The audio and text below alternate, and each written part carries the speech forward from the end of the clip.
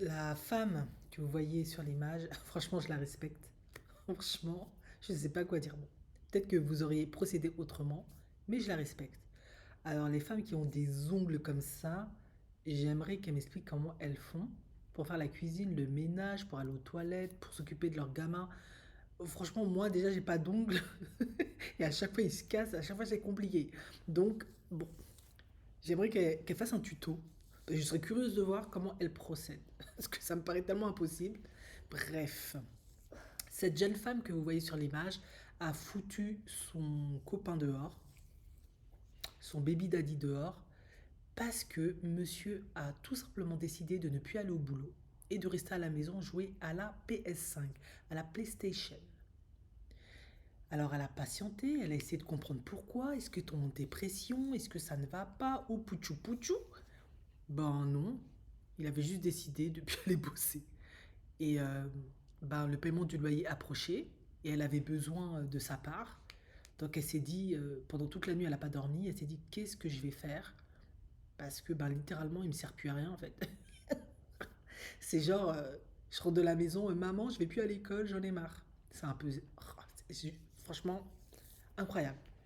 Du coup, qu'est-ce qu'elle a fait? Elle s'est réveillée le matin, elle a vidé tout le réfrigérateur. Tout ce qu'ils avaient, la bonne nourriture, absolument tout. Elle a tout vidé. Elle a dû donner à ses copines, ses amis, etc. Il y avait du saumon. Lui, il adore le saumon, elle a expliqué. Ça, elle l'a bazardé. Et tout le restant, qui n'était pas nécessaire ou qu'elle ne pouvait pas donner, elle l'a foutu dehors, à la poubelle. Ensuite, elle est partie acheter à Walmart des nouvelles serrures pour changer les serrures, etc.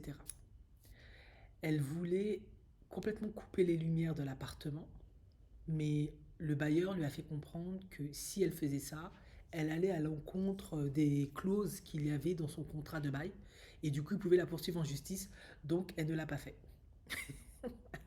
Et puis du coup, ben, elle a fait comprendre à son baby daddy, je t'invite tout simplement à prendre la porte, humblement à prendre la porte. Bye bye à une autre vie, à une autre fois. Il voulait pas partir parce qu'il lui a dit j'ai nulle part où aller, je sais pas quoi faire. Et elle lui a fait comprendre mais moi je peux pas te garder dans cette maison des mois et des mois et des mois. Tu veux pas aller bosser, t'as arrêté ton travail sans raison. On sait pas ce que t'as, voilà. Je peux pas, moi j'ai des enfants à nourrir, je dois faire bouillir la marmite.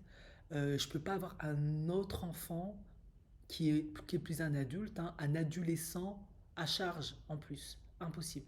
Donc elle l'a foutu à la porte, hein, vous le voyez quitter la maison avec ses affaires et elle a décidé de repartir de zéro avec ses enfants. Voilà, elle est sans larmes, sans pleurs, cette TikTokeuse, parce qu'elle réalise en fait que il voulait littéralement plus de cette famille en fait. Franchement, ben moi je la félicite. Honnêtement, à un moment donné, il faut arrêter quoi. Tu peux être en dépression, tu peux être en dépression, tu peux être en burn-out, tu peux ne pas aimer ton travail, tu peux être dans une remise en question, dans une crise existentielle, etc. Mais quand tu vis en couple avec une femme ou un homme, hein, et tu as des responsabilités, des enfants, des factures à payer, divers engagements, tu dois quand même communiquer avec la personne et lui faire part de ce que tu ressens, de l'état où tu te trouves. Tu ne peux pas tout bonnement arrêter d'aller bosser et venir à la maison jouer à la PlayStation comme si tu étais chez maman en fait. Et littéralement, je crois exactement ce qui s'est passé. Je crois vraiment c'est ce qui s'est passé.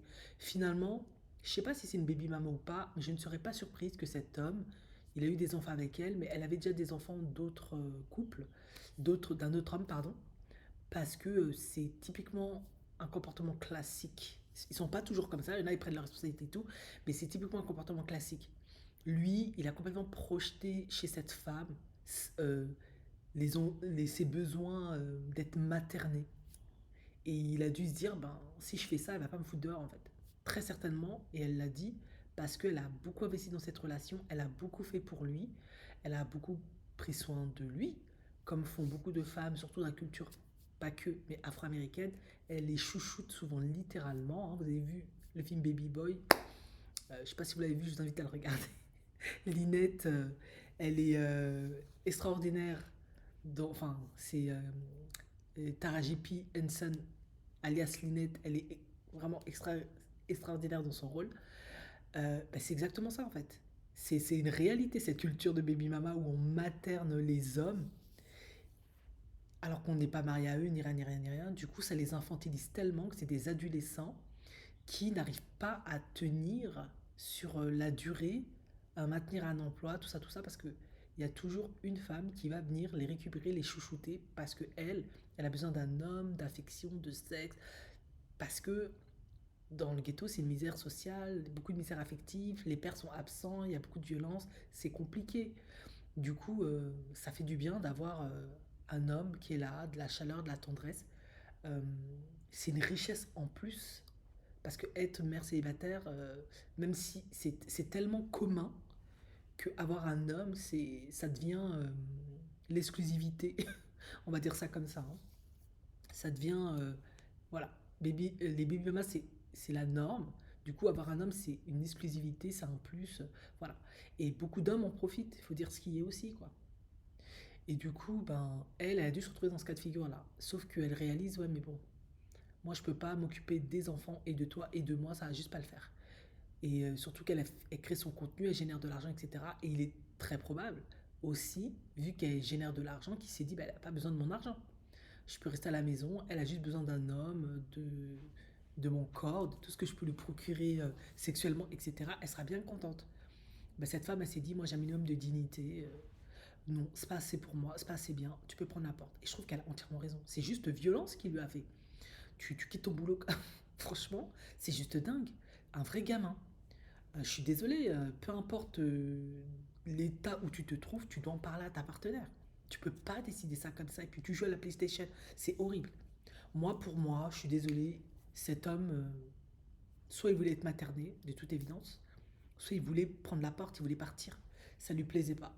Est-ce qu'il se sentait émasculé parce qu'elle est créatrice de contenu, elle a son business, hein, elles sont très très débrouillardes, hein, ces femmes-là la plupart du temps. Elles génèrent plus d'argent. Du coup, lui, ils se sont émasculés, ils se sont pas à la hauteur, hein. C'est une situation d'hypogamie. Et du coup, bah, pour l'embêter, il décide de plus aller bosser. Et forcément, c'est aussi de l'auto-sabotage de leur dynamique relationnelle de couple et de leur projet de vie en fait. Et comme elle a de la confiance, elle s'est dit, moi tu vas pas m'auto-saboter. Elle lui a mis un plan lunaire. Il s'est réveillé le matin, il a rien vu dans le réfrigérateur, il était dégoûté, il était au bout de sa vie. Et du coup, ben après, elle lui a dit dehors et puis il est parti. Voilà. J'ai nulle part où aller. Ça veut tout dire. J'ai nulle part où aller. Donc, elle, c'était vraiment la crèche, quoi, comme ils le disent chez les afro, comme ils le disent dans la culture afro-américaine. Ils disent je vais dormir dans ma crèche chez ma baby mama, alias ma mère. Quand ils disent mama, en tout cas si vous ne savez pas, toi je vais vous le dire, hein, euh, elles sont flattées, mais en fait non, faut pas être flatté parce que chaque mot a sa raison d'être. S'il te dit mama, un jour il te prendra pour sa mère. Du coup, tu vas devoir t'occuper de lui comme si c'était un petit garçon. Et lui, c'est littéralement ce qu'il lui a fait, quoi. Du coup, elle a dit non merci. Et je la félicite pour ça, honnêtement.